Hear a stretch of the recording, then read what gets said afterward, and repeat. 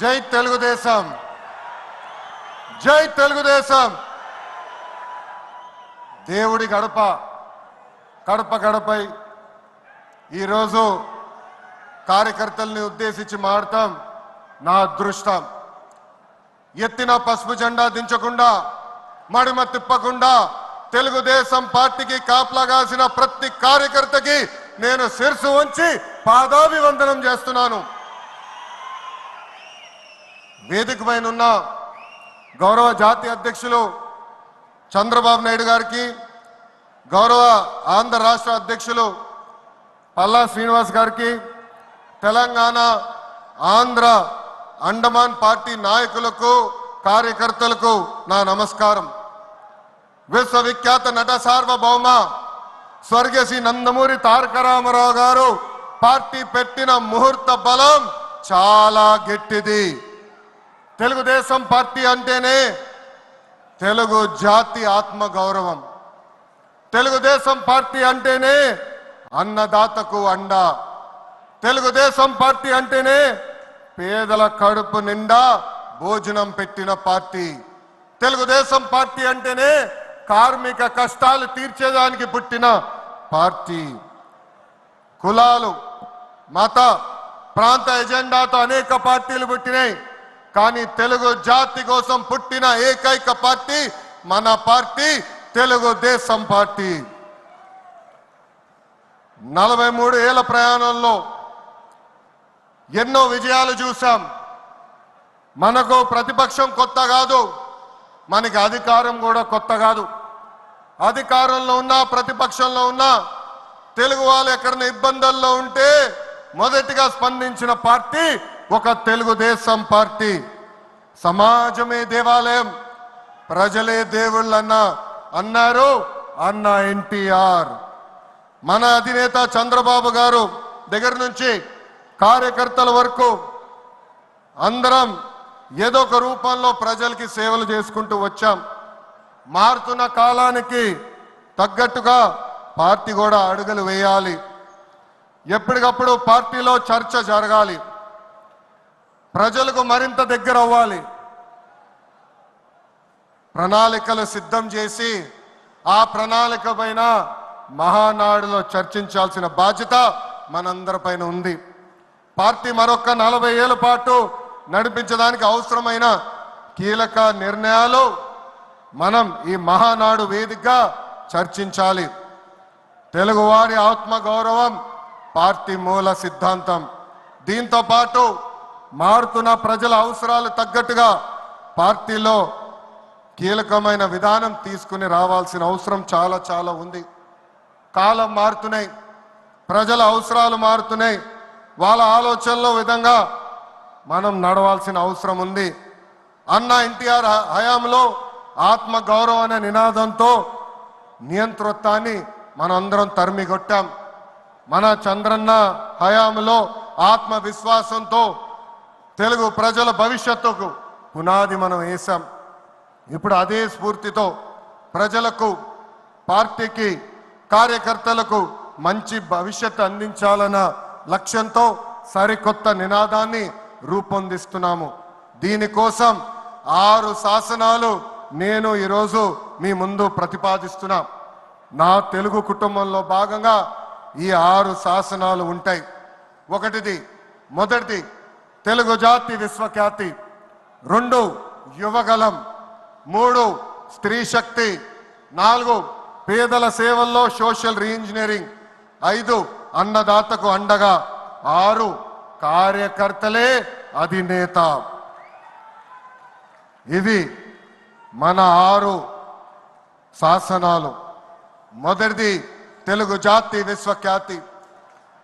నేడు దేశంలోనే తెలుగుదేశం వల్ల తెలుగు వాళ్ళకు ప్రత్యేక గౌరవం, గుర్తింపు వచ్చింది. ఆనాడు అన్నగారిని బర్తరఫ్ చేస్తే ఢిల్లీలో మెడలు వంచి తిరిగి ముఖ్యమంత్రి అయ్యారు అన్నగారు. అదే తెలుగు జాతి పౌరుషం.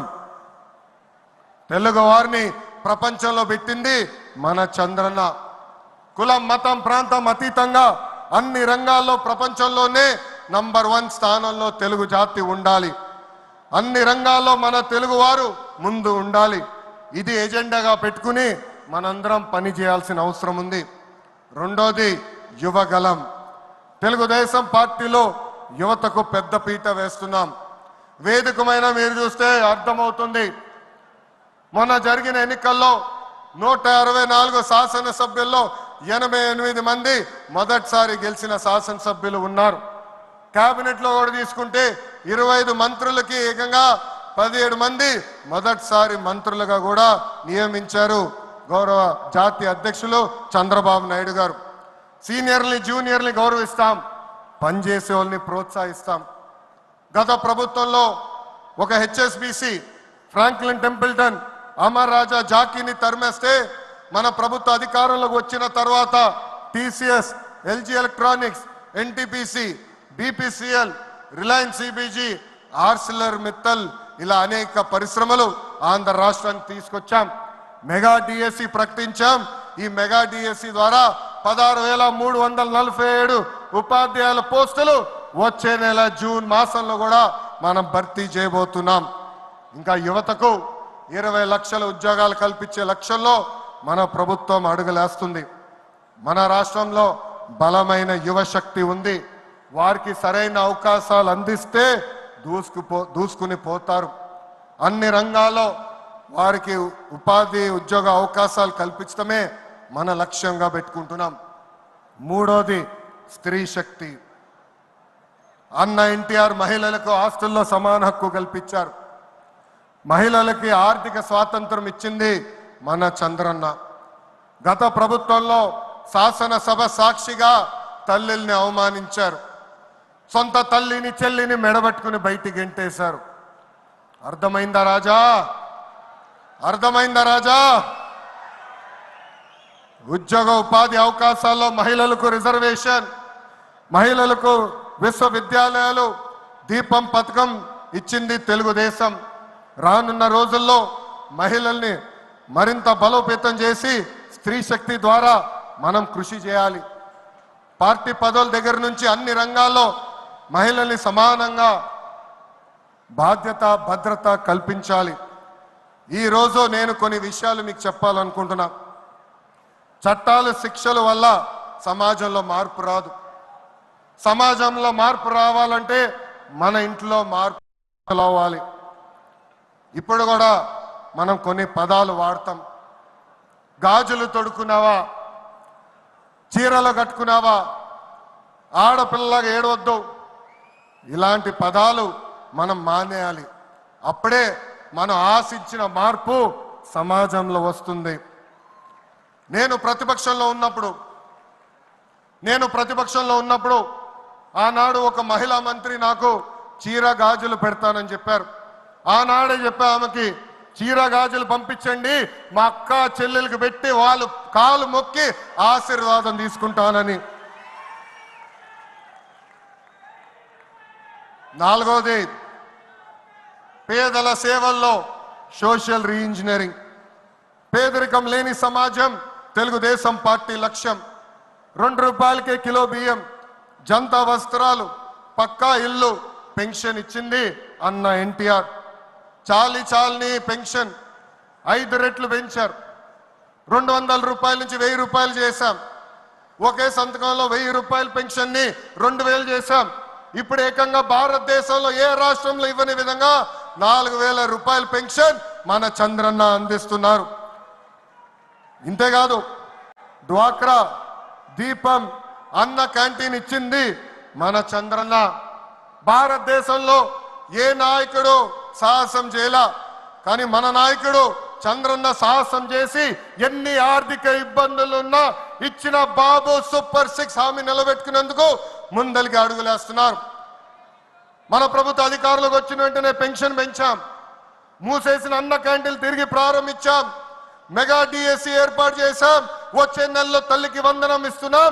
ఆగస్టు మాసంలో ఉచిత బస్ ప్రయాణం కూడా మన ప్రభుత్వం అందజేయబోతుంది.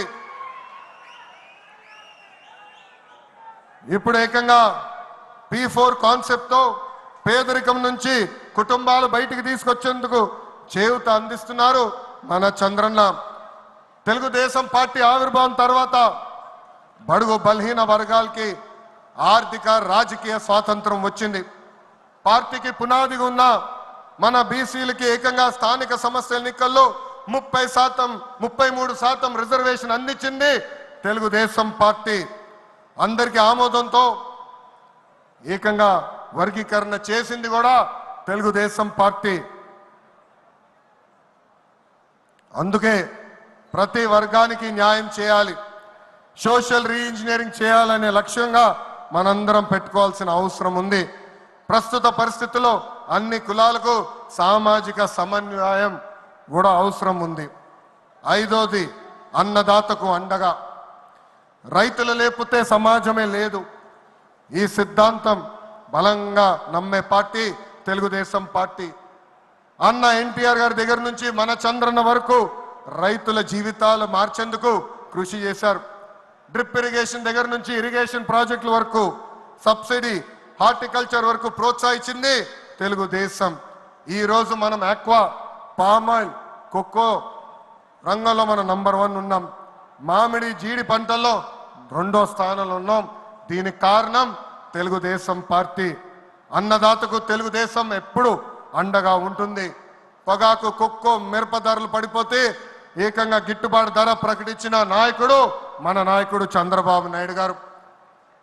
బంగారం లాంటి భూములు మన రాష్ట్రంలో ఉన్నాయి.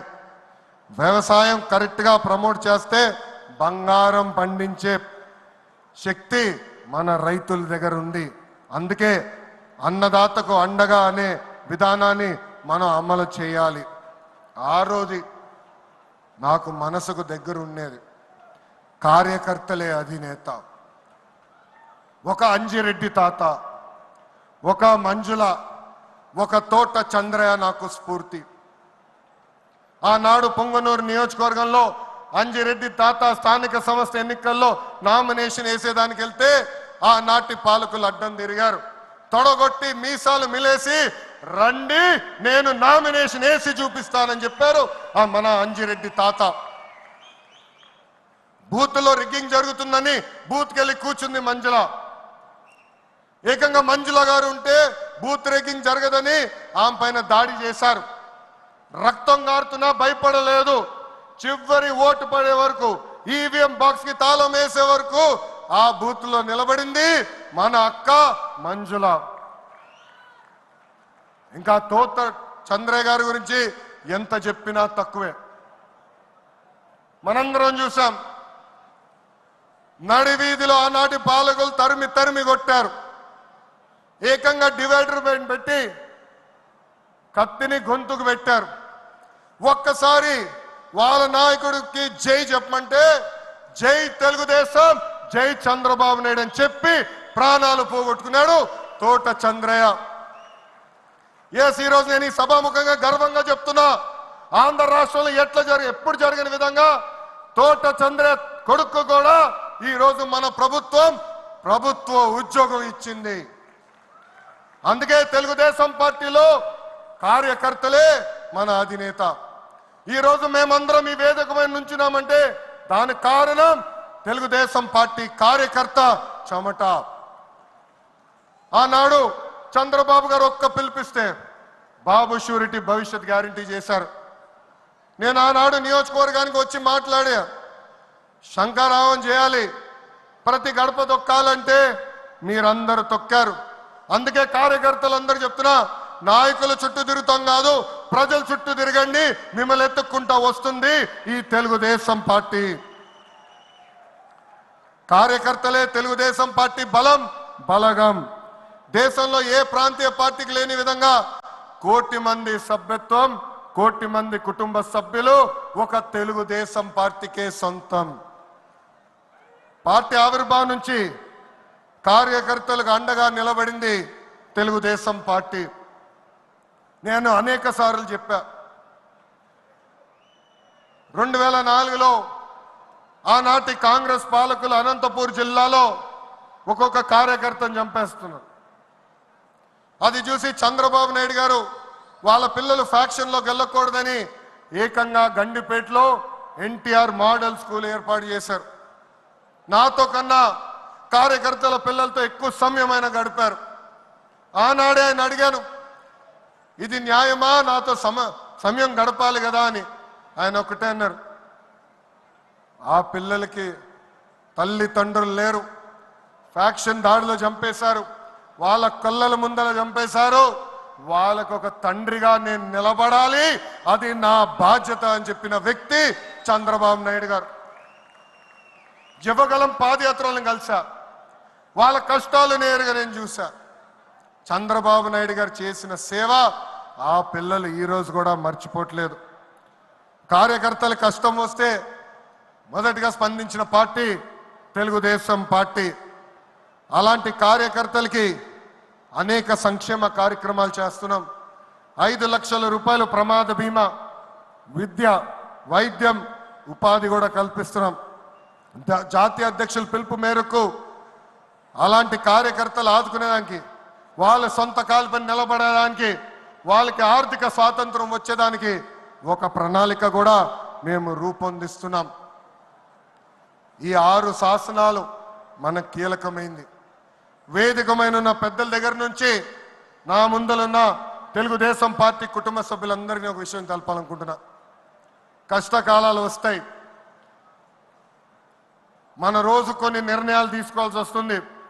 ఒక మంత్రిగా, జాతీయ ప్రధాన కార్యదర్శిగా నేను కూడా కొన్ని నిర్ణయాలు తీసుకోవాల్సిన అవసరం ఉంటుంది.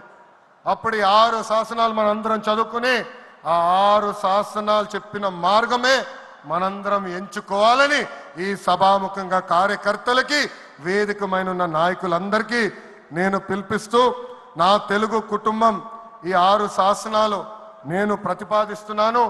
ఈ ప్రతిపాదన మీరందరూ